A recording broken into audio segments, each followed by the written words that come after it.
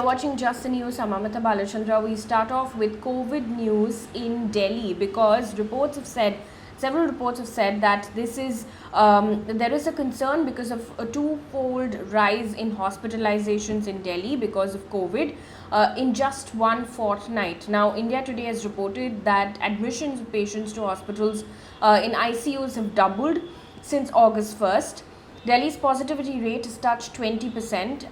Delhi Deputy Chief Minister, in fact, on Tuesday had said that only 10% of people who were hospitalized took the booster shot. Now, Delhi on Tuesday reported 970 new COVID cases and 3 deaths. Now, before Monday, the city logged more than 2,000 cases daily for 12 consecutive days. In the meantime, airlines have been asked to ensure strict COVID protocol, including mask mandate as well. Moving away from that story now to what's happening in Jammu and Kashmir. Jammu and Kashmir DGP Dilbag Singh has said that the killers of Sunil Kumar, a Kashmiri Pandit who was shot dead by terrorists in Shopian, have been identified and that they will be given stringent punishment. According to police officials, 2 terrorists belonging to the banned Al-Badar organization came to the orchard in the morning and lined up everyone.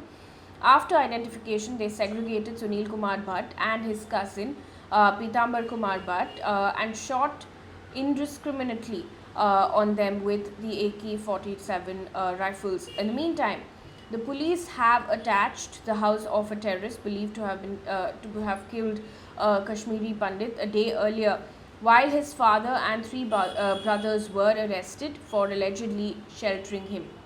Now, according to Scroll, Kashmiri Pandit organization on Tuesday has asked the members of the community to leave the valley post this incident. Now, since January, at least 21 targeted killings, including those of police officials, teachers and village heads, have been reported in Kashmir. Of these, 14 were civilians. Meanwhile, 6 members of a family were found dead inside 2 homes in Sidra town of Jammu today. According to the Tribune, Senior Superintendent of Police Jammu has said that prima facie the deaths appear to have taken place due to poisoning. However, the official said that it's not yet clear whether it's a case of forced poisoning. He also added that a 4-member team, a special investigation team headed by the Superintendent of Police Rural, has been formed to look into this matter. Moving on now, according to a report by Live Law, a Kerala court, while granting anticipatory bail to author and social activist Civic Chandran in a sexual harassment case, observed that the offence under Section 354A of the IPC is not prima facie attracted when the woman was wearing, and I quote, sexually provocative dresses, end quote. Now, this is a second sexual harassment case filed against Mr. Chandran this year. Mr. Chandran submitted the photos of the woman from her social media along with his bail application, based on which the court made the observation. Now, the court also observed that from the wordings of Section 354, it is very clear that there must be an intention on the part of the accused for outraging the modesty of a woman. Now, Section 354A deals with sexual harassment and punishment for sexual harassment. Also in the news, according to PTI, over 2 lakh people in over 1,366 villages across 10 districts of Odisha have been affected because of heavy rainfall and floods. Now, over 27,000 people have been evacuated and taken to temporary shelters as well. 18 teams of the Odisha Disaster Rapid Action Force and National Disaster Response Force, along with 44 teams of fire personnel, have been deployed for rescue operations. Moving on to politics right now, hours after being appointed, senior Congress leader Ghulam Nabi Azad has declined the post as chairman of the Congress's campaign committee and the member of political affairs committee in the party's J&K unit. Now, the development comes on a day the All India Congress Committee appointed Vikar Rasool Wani, considered close to Mr. Azad, as J&K unit president and Raman Balla as the working president. Now, it comes days after former J&K unit chief G.A. Mir quit following an open revolt by Azad loyalists in the Union Territory. Now, the assembly elections in Jammu and Kashmir will be held after the finalization of electoral rolls and completion of the delimitation exercise. The dates for elections are yet to be announced. Meanwhile, the BJP has dropped Union Minister Nitin Gadkari and Madhya Pradesh Chief Minister Shivraj Singh Chouhan from its parliamentary board, now which is the party's highest organizational and decision-making body. In the meantime, among the 6 names and new faces that have now been added to the parliamentary board is also former Karnataka Chief Minister B.S. Yediyurappa. Now, Maharashtra Deputy Chief Minister Devendra Fadnavis has been included in the election committee. Prime Minister Modi, Home Minister Amit Shah, BJP President J.P. Nadda are also part of the 11-member board. Now, this is important as the parliamentary board of the BJP usually has a final word on important decisions like selection of chief ministers in BJP-ruled states and presidents of state units in the party. Meanwhile, in Tamil Nadu, Madras High Court has said that E. Palaniswami's appointment as AIADMK General Secretary is not valid. On the issue of party leadership, the court has ordered a status quo as before June 23rd, which means that the party will be under a joint leadership with Mr. Paneerselvam as coordinator and Mr. Palaniswami as his deputy. Now, Mr. Palaniswami has been the AIADMK General Secretary since the 11th of July 2022. AIADMK's O. Paneerselvam had filed a plea against the party's July 11th General Council meeting. Mr. Paneerselvam had argued before the court that the General Council meeting in which Mr. Palaniswami was elected General Secretary was illegal. So this is a setback for Mr. Palaniswami. He had contended that the meeting was called by Mr. Palaniswami, also called EPS, in violation of the party bylaws that say such a meeting should be jointly convened.